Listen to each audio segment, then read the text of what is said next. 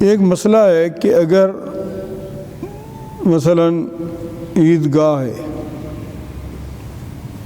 یا بڑا میدان ہے جہاں نماز ہو رہی ہے، وہاں سترے کا کیا مسئلہ ہے؟ سترہ کہتے ہیں ایک ذراع یعنی 1.5-2 فٹ کی ایک ایسی چھڑی جو انسانی انگلی کے برابر موٹی ہو، اس کو کسی طرح سامنے رکھ لیا جائے، نمازی اپنے سامنے رکھ لے، اس کا نام ہے سترہ، کیونکہ نمازی کے سامنے سے گزرنا گناہ ہے، اور گزرنا پڑے یا ایسی جگہ ہو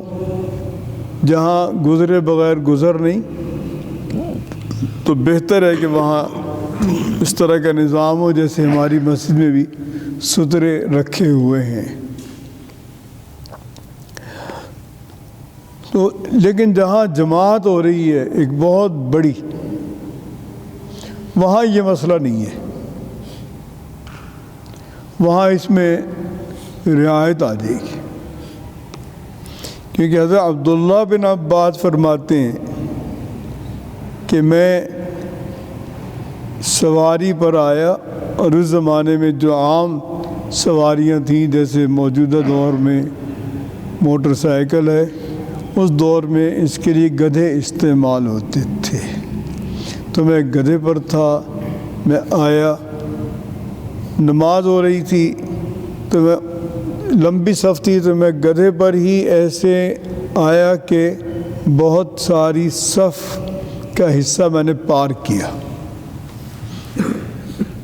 اور پھر میں نے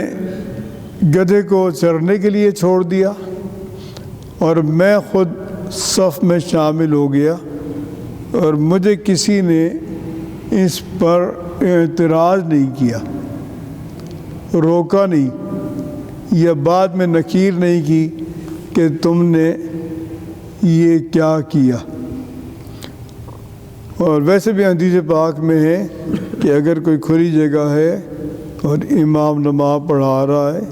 تو امام اپنے سامنے سترہ رکھ لے، تو جو امام کا سترہ ہے وہی مقتدیوں کا سترہ ہے۔ اور جو بہت بڑی مسجد ہے جیسے مسجد نبوی،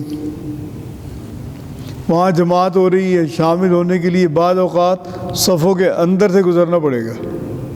صفیں دور تک بن چکتی ہیں، تو وہاں گنجائش آ جاتی ہے۔ تو یہاں بتلایا کہ میدان میں بھی جہاں نماز ہوگی، امام نماز پڑھا رہا ہوگا، تو وہاں پر بھی گنجائش موجود ہے کہ نمازی کے سامنے سے جو جماعت میں ہیں